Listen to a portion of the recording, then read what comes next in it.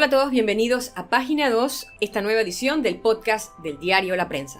Soy Malú Mendoza, directora de la web de esta casa editorial. Hoy me acompaña nuestro asesor editorial, Rodrigo Noriega. El tema que vamos a estar conversando con todos ustedes, porque también recibimos sus comentarios a través de los correos de web@prensa.com, es el tema de la constituyente. De acuerdo al magistrado del Tribunal Electoral, Heriberto Araúz, el tiempo se les venció. Había que tener por lo menos 90 días para hacer el proceso. Se necesitan una serie de requerimientos y para eso nos acompaña Rodrigo. ¿Qué le pasó a la constituyente? De acuerdo a la asamblea, eso está en el congelador. Gracias, Malú, por tu invitación a tu tan gustado programa. Mira, la quinta papeleta de la constituyente no necesariamente son la misma cosa. La quinta papeleta proponía preguntarle a la población que iba a votar el 5 de mayo del 2019 si querían o no querían una constituyente, pero no era vinculante. O sea, el nuevo gobierno podía decir, mira, ¿sabes qué? Como esa votación no era vinculante, no la voy a convocar. O si le convenía, bueno, yo la voy a convocar. Sin embargo, el Tribunal Electoral fue muy tajante. La ley electoral exige que 3 meses antes se definan todos los candidatos y todos los temas que se van a poner en las papeletas. Por eso es que el 5 de febrero se definieron todos los vicepresidentes, porque así son las nóminas que tienen que aparecer en la papeleta. Y efectivamente, si el 5 de febrero se hubiera definido la quinta papeleta, esa papeleta se hubiera ido a la imprenta y se hubiera distribuido. Recordemos que hay que construir las urnas, las casillas, toda esa parafernalia requiere una logística muy compleja. Por eso el término fatal de 90 días, 3 meses antes, para determinar todo lo que iba a imprimirse, todo lo que iba a estar en los cuadernillos. ¿Significa que murió la constituyente? No necesariamente. ¿Por qué? La asamblea hicieron una jugarreta bien interesante. Recordemos que el presidente de la Comisión de Gobierno, que es la que tiene que ver con reformas constitucionales y temas de referendos, plebiscitos y demás, simplemente no quiso discutir el tema. O sea, lo metió en el congelador y aquí vamos a matar el tiempo y punto. Esto significa perfectamente que el 6 de mayo, el día después de la elección general, la Asamblea puede decir, ¿sabes qué? Ya estamos listos para discutir un referéndum de constituyente o una convocatoria a una constituyente original, bueno, en el caso panameño, paralela. ¿Por qué? ¿Por qué no la mataron?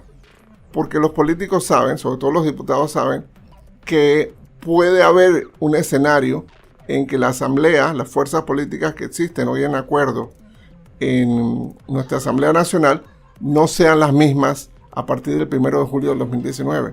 Entonces, imaginemos que hay un tsunami de diputados independientes. Imaginemos que eso va a ser una noche de los cuchillos largos para los poderes establecidos.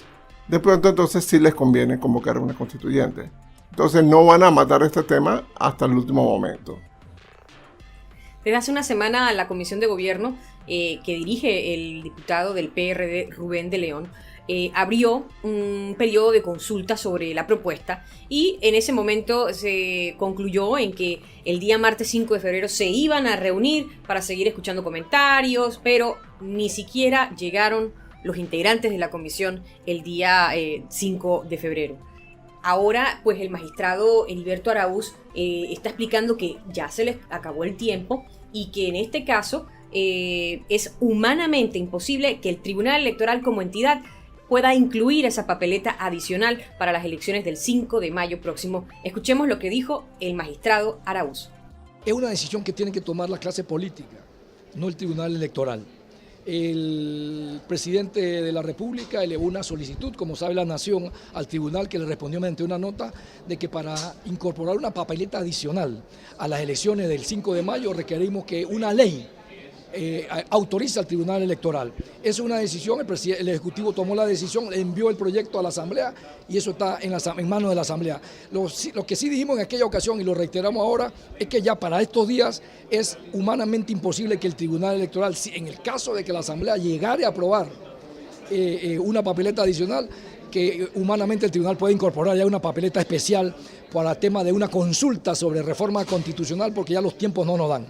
Así que al gobierno que el pueblo elija, el 5 de mayo, tendrá la responsabilidad, entre otras cosas, de decidir si convoca al pueblo a una reforma constitucional a través de alguno de los mecanismos que establece la Constitución, ya sea a través de una asamblea y 2 legislaturas y va a referéndum, ya sea a través de 2 asambleas, de 2 periodos constitucionales distintos, o ya sea a través de una asamblea constituyente paralela. En términos del 5 de febrero, entonces sí es vigente, sí era fatal en términos del 5 de febrero para la papeleta. Prácticamente sí, aunque era un término para presentar las postulaciones, es un término que va a coincidir con el tema de adicionar una papeleta para consultar si hay reformas o no a la Constitución. ¿Ya usted da por descartada esta posibilidad entonces? Hay que preguntarle a los diputados. Para efecto del tribunal ya el tiempo se nos venció, porque nosotros estamos en las próximas semanas en proceso de mandar a preparar e imprimir las boletas de votación. No nos da el tiempo ya. Rodrigo, antes de iniciar el podcast estábamos conversando acerca de cuán estratégica es la solicitud de incluir esta papeleta adicional en el proceso electoral del día 5 de mayo, sobre todo porque significaría que habría más afluencia de votantes. Claro que sí, Malú, exactamente, ese es un punto bien interesante. Todos los estudios de opinión que han estado haciendo los partidos políticos dicen que la próxima elección, sobre todo con 7 candidatos bien definidos, va a ser muy reñida. Va a ser muy reñida. Los partidos políticos cuentan más o menos con sus bases y tienen que captar votos independientes. Pero el margen de participación en las elecciones panameñas se ha mantenido prácticamente constante, alrededor del 70%. 2-3 puntos para arriba, 2-3 puntos para abajo. ¿Cómo haces tú que suba ese margen? Si la gente no quiere ir por los candidatos, no quiere ir por los partidos, no quiere ir por los independientes, buscas un tema que movilice a otro sector de la población. Y ese tema era la constituyente. Con ese tema tú ibas a traer posiblemente 7, 8, 10% más de votantes. Eso significa que ese 7, 8, 10% más de votantes iban a tener que votar por las otras 4 papeletas. Papeleta de presidente, papeleta de diputado, papeleta de alcalde, papeleta de representante. ¿Quién se iba a beneficiar de esos votos? Bueno, el cálculo político decía lo más probable que el partido oficialista, porque es el que está promoviendo la quinta papeleta. Entonces, no miremos la quinta papeleta como una propuesta amanecida, malintencionada, poco preparada. Tenía su intención electoral. Tenía una intención de poder dar primero un argumento, si la derrotaron, como fue lo que pasó. Decir, bueno, nosotros intentamos promover la constituyente, pero ellos no nos dejaron.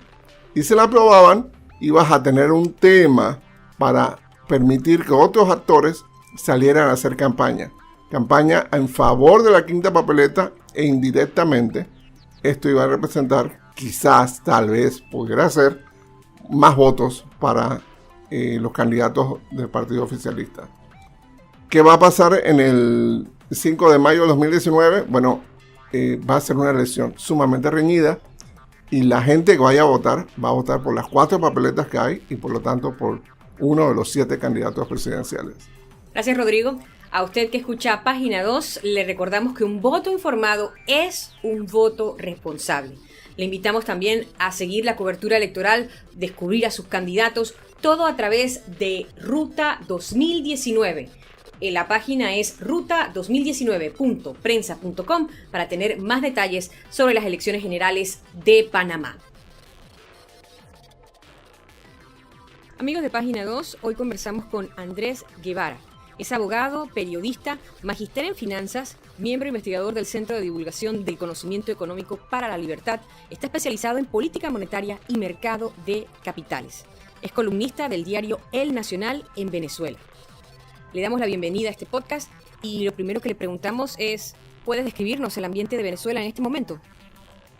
Ante todo, muchísimas gracias, Malou, por tenerme en tu programa. Estoy más que agradecido y, por supuesto, por todo el interés que tienes tú y tu audiencia por el tema venezolano. Más que agradecido por la posibilidad de hablar en este espacio. Bien, el ambiente de Venezuela en este momento, si se quiere, bastante complejo, ¿no?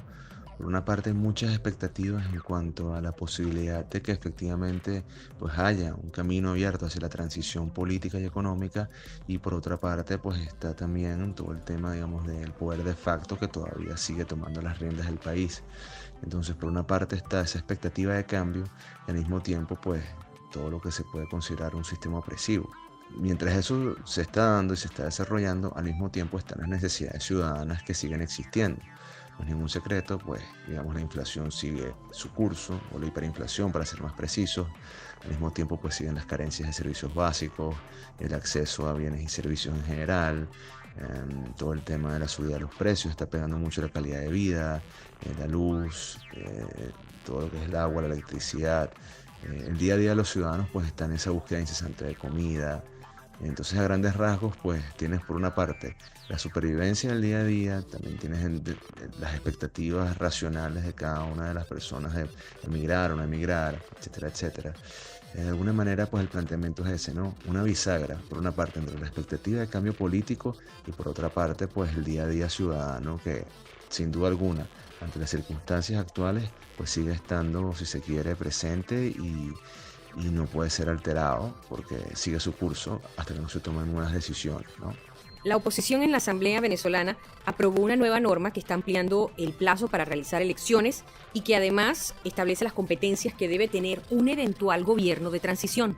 ¿Qué clase de impacto va a tener esta decisión en la recuperación a mediano plazo de la economía venezolana? Indudablemente cualquier medida que tome en este momento el gobierno de transición debiera generar, siempre y cuando esté orientada a un plano de libertad y mayor transparencia, mayor flexibilización de los controles económicos, mejoría dentro de la economía venezolana en un mediano plazo. Sin ir más lejos, el solo posicionamiento del presidente Guaidó en los mercados internacionales ha tenido una recepción muy positiva. Los bonos internacionales, tanto los bonos soberanos como los bonos de PDVSA, han tenido un comportamiento positivo. Entonces, si eso lo extrapolas al hecho de las medidas que tú puedas tomar dentro de un gobierno de transición, la respuesta es que sí. Efectivamente, a mediano plazo, incluso al corto plazo, al corto y al mediano plazo, las medidas, digamos, que tome el gobierno de transición, pues indudablemente debieran tener una mejoría dentro de la economía venezolana. La percepción de riesgo país ha disminuido, los bonos se han venido apreciando ante una eventual reestructuración. Sin duda el panorama pues sería positivo ante ello, ¿no? Indudablemente la respuesta es sí. La única manera en que eso no suceda es que, digamos, un gobierno de transición pues siga las mismas políticas socialistas de planificación centralizada que ha venido desarrollando la administración de Maduro. Pero pensamos, por lo visto hasta ahora, que ese no es el camino, y todo lo contrario. Lo han dicho y lo han afirmado una y otra vez en distintos espacios, que el modelo político a seguir sería otro. El consenso se está dando hacia la apertura de la economía. Andrés, ¿cuáles son los pasos inmediatos que Guaidó debe tomar para manejar estos temas financieros de Venezuela?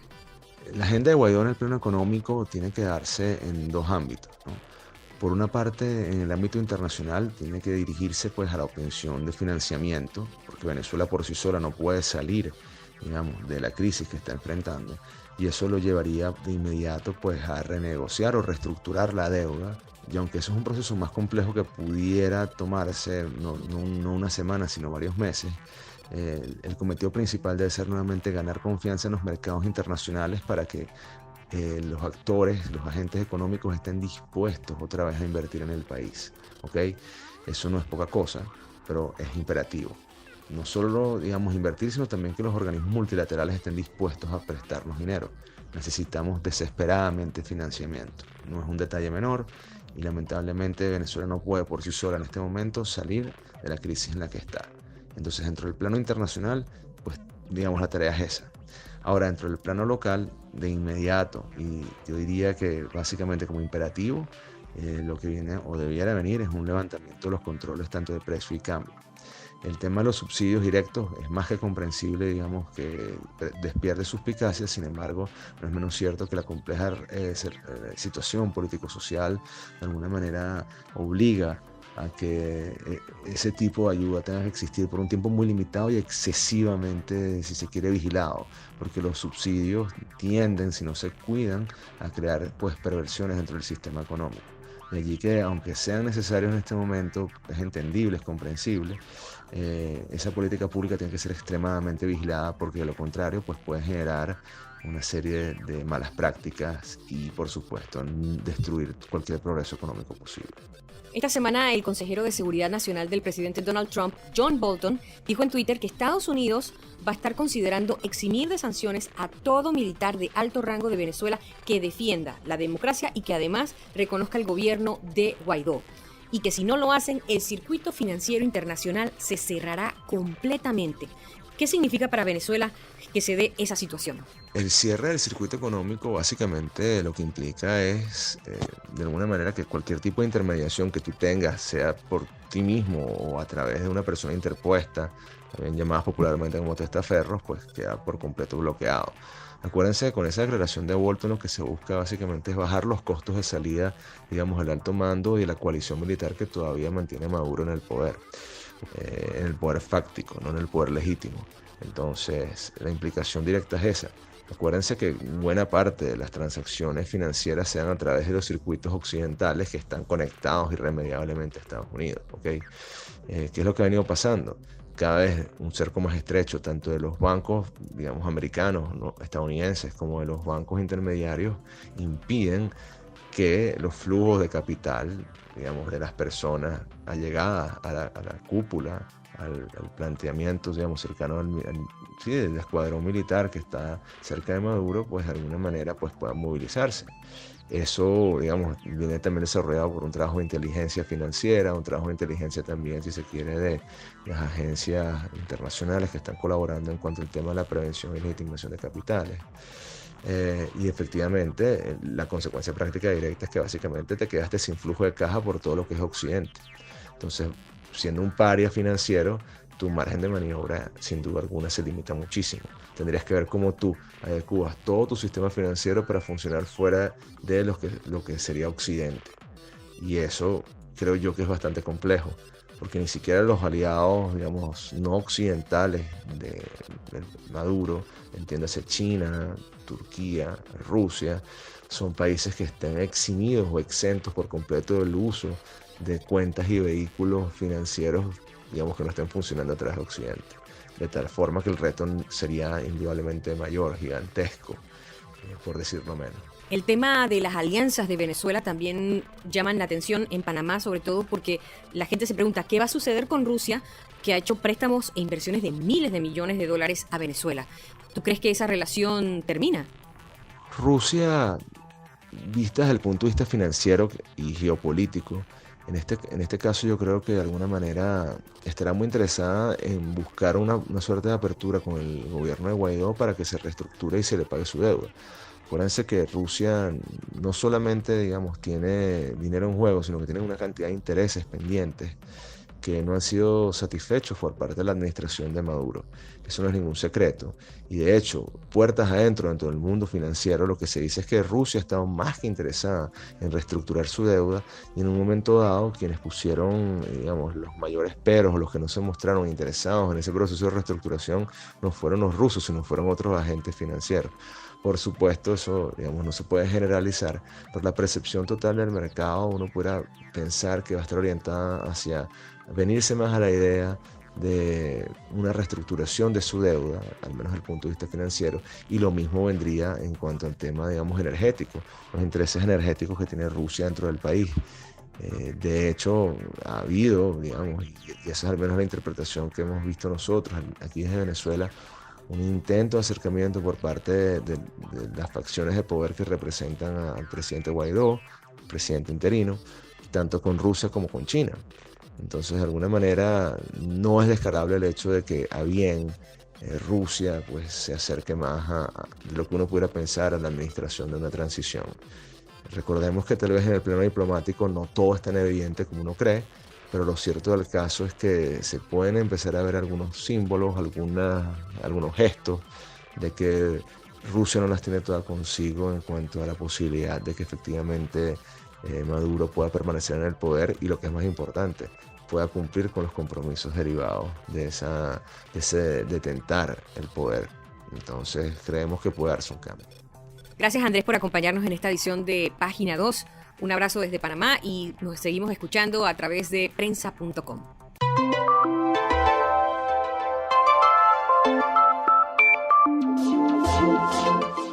Y no podemos despedir esta edición de Página 2 sin invitarle a ver una vez más, si se lo perdió, el foro Visión 2019.